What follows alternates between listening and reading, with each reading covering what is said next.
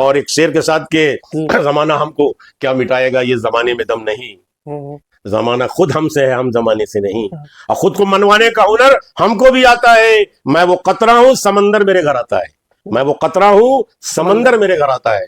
और अपनी सांसों में आबाद रखना मुझे, मैं रहूं ना रहूं याद रखना मुझे, याद रखना मुझे। चाहूंगा कि आसाम के जो वजीर आला जिन्होंने कॉन्स्टिट्यूशन की शपथ ली है जी, उस शपथ में यह शपथ लिया गया कि मैं किसी भी धर्म के साथ, किसी भी जाति के साथ, किसी भी वर्ग के साथ, किसी भी लिबास के साथ, किसी भी भाषा के साथ भेदभाव नहीं करूंगा। भारत का संविधान, भारत का कॉन्स्टिट्यूशन ये कहता है भारत में रहने वाले हर आदमी का भारत है। तो इसी तरह आसाम में रहने वाले जितने भी मज़ाहिब के लोग हैं, हिंदू, मुस्लिम, सिख, ईसाई, बुद्धिस्ट, पारसी, जैन, वो सबका आसाम है। ये विश्व शर्मा जी की छोटी मानी सत्ता, पढ़ा लिखा आदमी नहीं होने की दलील ये पेश कर रहे हैं। ये किस तरह के मुख्यमंत्री हैं? जिस आसाम ने राष्ट्रपति दिए हैं, बड़ी बड़ी चीजें दी हैं, और उसके लिए बोल रहे हैं, उस कौम के लिए बोला जा रहा है जिस कौम ने मुल्क की आजादी में लाखों जवानें कुर्बान कर दी, जानें दे दी, दौलत कुर्बान कर दी, जेलों में रहे।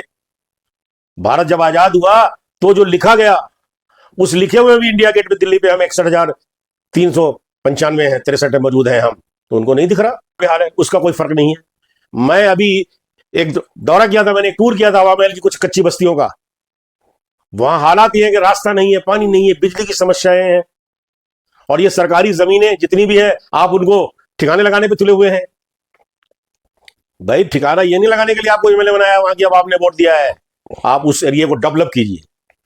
आप ये बताइए कि स्कूल हमने नया क्या बना दिया, हमने पार्क कौन से बना दिए, हमने लाइटिंग कहाँ लगा दी, सिविल लाइन का क्या काम किया हमने, जिनके पास पानी नहीं था उनको पानी मिला कि नहीं मिला, सुरक्षा हुई कि नहीं हुई, ये बात कीजिए जनाब।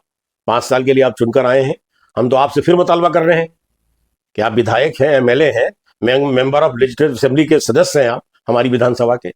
हवा महल जो आपका इलाका है जहाँ गरीब गुरबा बहुत रहते हैं, उन पर थोड़ा रहम खाइए। ये मस्जिद, मंदिर और गिरजे से बाहर निकलिए, पुरबा की रवानी भूल जाओगे, धुनर धानी धानी भूल जाओगे, और कुछ रोज मजदूर बन के जब गांव में रहोगे तो लंतरानी भूल जाओगे, लंतरानी भूल जाओगे। तो ये बजट सिर्फ पूंजीपतियों का बजट है। इस बजट में सरकार को ये बताना चाहिए था कि हम साइकिल की रेट हम कम कर रहे हैं, मोटरसाइकिल की रेट हम कम कर रहे हैं, गांव के किसान की ट्रैक्टर की रेट कम कर रहे हैं, खाद की रेट हम कम कर रहे हैं, बीज की रेट हम कम कर रहे हैं, नए डेवलपमेंट दे रहे हैं। आपने इसमें एग्रीकल्चर को डेवलप करने की बात ही नहीं की। ये भारत वो देश है जो गांव में बसता है, ये सरकार जानती है भारत की। मैं आपको बता दूं, मुझे यह महसूस होता है कि यह सरकार झूठ की है, लूट की सरकार है, झूठ की सरकार है ये। इस तरह कोई बजट पेश होता है? भाई रक्शे की रेट कम होती, साइकिल की रेट कम होगी, मोटरसाइकिल की होगी, बच्चों की किताबें सस्ती होती, पेन सस्ती होती, हम मानते बजट बेहतर है। मकान को बनाने का सामान होना चाहिए। इंसान की पहली जरूरत है कासिम साहब, रोटी कपड़ा मकान, रोटी कपड़ा मकान, उसके बाद किताब कलम, फिर दवा डॉक्टर, ये इसकी जरूरत है। तो हम इस बजट से बिल्कुल खुश नहीं है। हम क्या पूरा भारत खुश नहीं है? मजदूरी की बात आ रही है, मजदूर लोगों की, तो अभी राजस्थान में कांग्रेस पार्टी मनरेगा को लेकर काफी प्रोटेस्ट कर रही है। काफी अभी शहीद स्मारक पे जी जी जी, अभी प्रोटेस्ट हुआ था, आज ही हुआ था, और उसमें कई तो असंगठित मजदूर यूनियन शामिल हुए थे, जी जी जी, सामाजिक संगठन शामिल हुए थे, और कांग्रेस पार्टी भी उसमें थी। जी जी, उसको लेकर क्या कहेंगे आप? मैं भी उसमें शामिल हुआ था जी। 3-4 घंटे बैठा हुआ, बातें की हैं हमने। हमारी ये मांग है कि मनरेगा ही नाम रखा जाए जी, और उसी तरह काम चालू किया जाए।